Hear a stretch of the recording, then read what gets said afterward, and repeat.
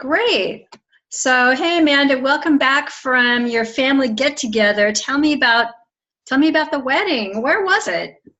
It was in the town that I grew up in, or the city, Syracuse, New York. Wow. So we traveled a little bit outside of Syracuse, and we were in these beautiful rolling hills with um, beautiful trees that are changing color right now because it's fall, nearing Wow. the end of fall. So there were bright red leaves and yellow, green, orange. Oh It my was gosh. beautiful. Yeah, it was so beautiful. But it was my cousin's wedding, so it was so great Yeah. to be there. He was really So happy. your cousin, a man or woman? My cousin Greg, Yeah, okay. the guy, yeah. Uh, Great. Well, yeah, so we fantastic. had family from all over the country. Was my brothers and Oh, sisters in yeah. Florida. My I bet sister's that, in Texas, so we uh-huh. had the whole family together. It was great. Very nice. All Thanks. right. How was your Excellent. week? How was your weekend? It was, I went over to, my husband and I went over to Sausalito, and he and his cousin were working on fixing up the boat, and I just went on a hike. It's kind of smoky out there for sure. Yeah, you're Um, pretty close, aren't you?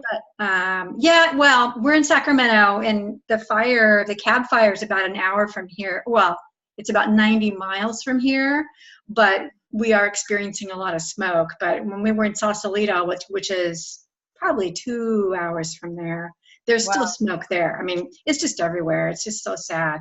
Yeah. Yeah. Okay, so I was wondering Hmm. what we could focus on today. And what I'd like to do is kind of go back over your inquiry module 2, the tadpole unit, because what I kind of want to do is really focus on your assessment tools and how they went for you. Okay. So if you could start off by um, reminding me what the driving question is and then sort of summarize the unit. Okay, so the driving question was how can we create a healthy habitat for tadpoles to grow into frogs? And that led to the creation of a healthy habitat project. So each one of my students studied the habitat that the tadpoles were in and that the frogs were in, and we made observations, had group discussions, and I gave them a lot of tools to practice with. And after we spent 4 weeks at this pond, and the first 2 weeks were completely experiential.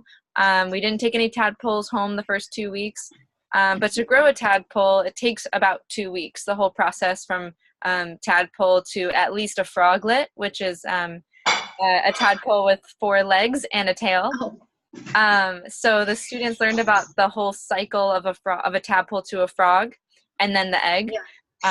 We actually found eggs also, so that was really cool. Wow, Um, that's awesome. yeah, it was really cool. So they were really interested in taking them home. So we also had a discussion about Uh-huh. the differences between a pet and a wild animal or amphibian. Oh, yeah. So it brought up a lot of discussions, and Hmm. um, so I discussed with them that first and foremost, it was the parents' decision whether or not they were allowed to Oh, take them. right. That's Um, right. yeah, and they knew that they were taking them home for kind of as a what's the word, as for a project, Yeah. uh, and to kind of it was a temporary stay for the tadpole. Um, Just so like Airbnb. yeah, because they all form these, really close relationships with the tadpoles, and then they just want to keep Oh, them for a while. So, and I have yeah. to express, once they're a frog, they learn that once they become a frog, they have a larger menu of foods in the wild Oh, yeah. versus the menu Hmm. that we can offer them in the small space. Uh, Yeah. and they also get the choice to choose which little insects are the right size for their bodies, and Uh-huh. we would Oh. have a hard time choosing that for them. So Ah, uh, okay. so once they learned all of this, about halfway through the project, it was really cool. We had some new kids join us, and the ones who had been there doing the project for a while were really eager to teach the younger ones. Oh, Uh, that's awesome. Okay, yeah, yeah, that's really good. In fact, that brings to mind a question that I was going to ask you later, but I think I would like to ask you now so I don't forget regarding your Okay. student grouping. So I know you have students of different ages, and it's kind of a small class, but they are definitely different ages. How do you set them up for success and grouping? So we implemented raising our hand and silent coyotes in group discussions, because otherwise we were noticing that the older ones would shout out the answers and the younger ones would kind of sit there and be really quiet and wouldn't Yeah. really get to voice their Uh-huh. opinion. So that works out really well for us in group discussions, because we're able to facilitate everyone getting an opportunity to respond to questions and participate in our group discussions. Uh-huh. And then as far as working on the project itself, kids, we noticed that the mixed age group naturally separates into smaller clusters of Mm-hmm. groups, Mm-hmm. hence our very small student to teacher ratio. We have a 5-to-1 ratio, so that Uh-huh. allows our mentors to kind of say, okay, we're going to split up into these different groups, and Uh-huh. the kids will draw to certain individuals. And what we notice is that some of them will enjoy being with the younger ones and they like that leadership role, so it gives them an Oh, that's opportunity to awesome. then be the teacher, and then the younger Yeah. ones get to be the student. And then when we have new students come in, so for example, we actually had 6 new kids join us halfway through this project. Oh, wow. Yeah, and so these 6 new kids, some of them didn't spend a whole lot of time in nature prior to this Mm-hmm. experience, and some of them had been in nature a bit. Some of them had Yeah. never touched a frog before, and they were Uh-huh. really scared to touch a Oh frog. my gosh. Wow. So, the younger ones were showing them how to catch frogs. We discussed how to Oh, safely, catch so the frogs. younger ones were teaching the older kids, to be Yeah, calm, and this is how you do it. That's awesome. right. So we had kids who were in TK teaching kids who were in second grade how to Ah, catch a frog, and showing them that it's not going to harm you to catch the frog, but here's yeah. how you make sure that you don't harm the frog since you're bigger. And they do 2 Yeah. and Oh, they know that 2 ice cream scoops have to go like this and not so much like this. right. Oh, And then they that's would, really great. Yeah, to yeah, and see they it were just together. bringing the frogs over to each other. Yeah. And it's really cool to watch them work and take on these different roles, because not only do they take Mhm. on like teacher to student roles and flip-flop, but they also take on different roles that contribute to their project. Uh-huh. So, for example, I purposely brought only a few containers so that not everyone got one of my containers in the very beginning, those first 2 weeks when we were just kind of experimenting. Uh-huh. And it kind of forced them to work in these groups. So they would have a container and they would start assigning jobs, because they realized through experimenting that when they all go and catch tadpoles and they're all bringing the tadpoles over to the container, there's nobody around to help them open the container. And so Oh, someone would have to say, okay, well, I'm going to put my tadpole over here and that's I'll open the container for you. And then I'm going to go back and get my tadpole. And so that's another level of problem solving. Very good. yeah, and so That's then they awesome. discovered, well, who wants to be the lid opener? And so we had a lid opener, and then we had somebody going to get Ah, the food, and then that brought up the right. discussion of, well, what do they eat? Uh-huh. Uh-huh. Yeah, Oh so my I gosh. mean, us as mentors were facilitating in a way that was um, adding to the driving question, Yeah, yeah. right? And having them ask their own questions based Exactly. on the situation that called for it and Yeah. problem solve that way. That's so awesome. Um, I'd kind of, and I want to hear more details, but I kind of have to keep moving on through Oh this. yeah. And so Go I ahead. kind of want to right now get into the assessment portion of it. What was your main, what was your pre-assessment tool? How was it designed, and do you think it was successful? I think that it wasn't as successful as I had planned, because initially I had planned for the assessment tool to be an image that the children each drew. So rather than me checking boxes, I wanted to see what it was they created on paper to see if they knew all of the elements needed to create a healthy habitat for these tadpoles. Okay, so you had them for the pre-assessment draw a picture of what they believed, based on their knowledge at the time, needs to go into a healthy habitat to grow a tadpole to a frog. Okay. Right. And so in doing this, I knew that I would then need to do that again for the post-assessment. And so I did that pre-assessment with the drawing, and then when it came around time to do the post-assessment, I quickly realized that they were not interested in drawing another picture that they had already drew previously. So yes. I had also in the pre-assessment had individual discussions with the kids who were creating their own habitats. So 2 weeks in, they all had their own containers from home, and they were all creating their own healthy habitats. So I was able to go, after dividing them into smaller groups, I was able to work with each individual child to say, I noticed you have this. Is there anything else you need for a healthy habitat?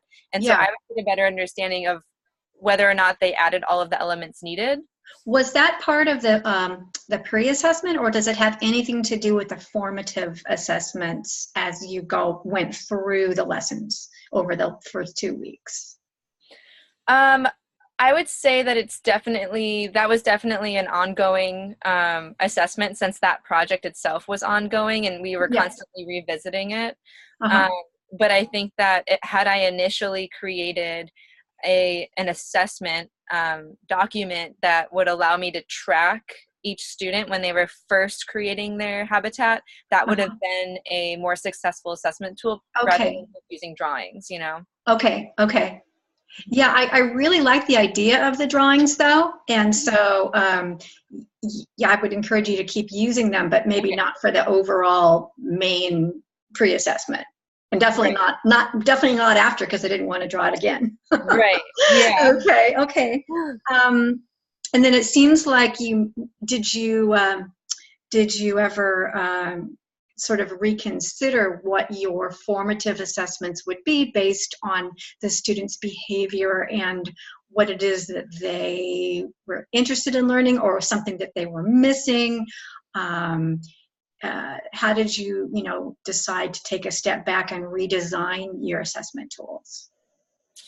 So I noticed that during the formative assessment, it was difficult to assess when the project wasn't there with us at the pond necessarily, because the project itself they brought home. It was at home, yeah. Right. So so that was difficult. I almost wish I would have sent the kids home with some sort of assignment that would allow for us to reflect when they came back with, maybe a picture. Let's bring, can you take a picture so we can see and then bring it back? Or I wish I would have thought of something a little bit more in depth, so that halfway through we could have then had something more than just a group discussion about how it was going, because I think maybe a checklist that would document evidence of, I see a leg growing, or he's not eating. Why is he not eating this?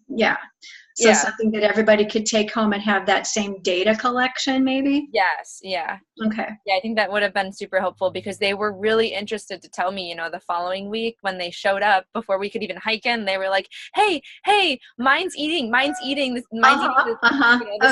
They called it the slime. Mine's eating the slime. I saw it. Yeah. Oh, that's so awesome that they're so engaged in the activity. I love it. Yeah.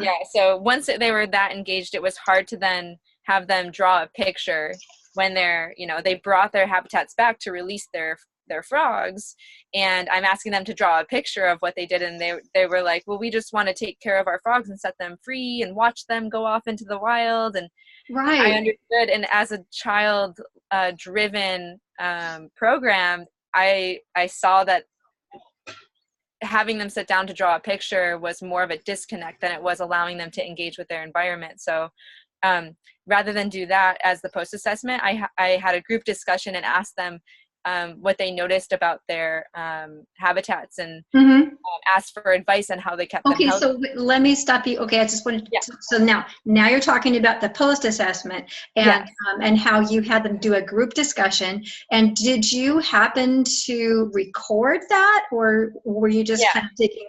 So you recorded it, and why did you record it? I recorded it because I wanted to see what that looked like as far as my student engagement.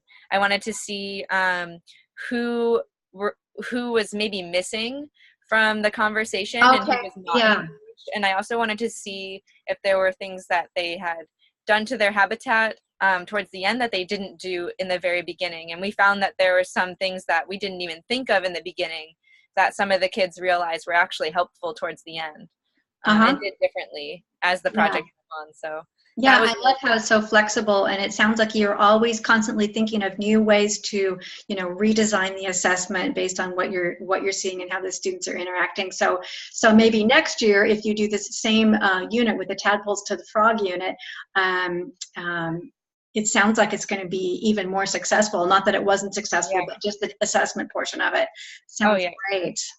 Yeah. Okay, I'm going to stop recording Oh, okay. us.